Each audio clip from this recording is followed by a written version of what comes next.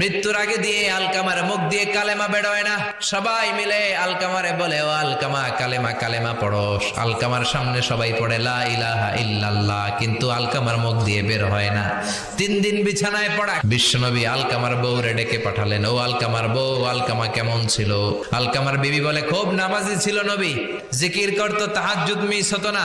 আলকামার বাবা মা দুইজনের কেউ বেঁচে আছে নাকি? আছে, মা আছে।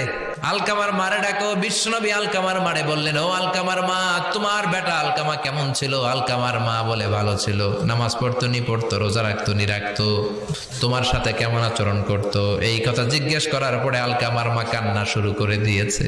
ডেকে বলে, ও নবী আমার কথা শুনতো না, বউ পাগলা ছিল, নামাজ রোজা ঠিকই ছিল, কিন্তু আমার কথার গুরুত্ব দিত না, অনেক কষ্ট দিছে আমারে।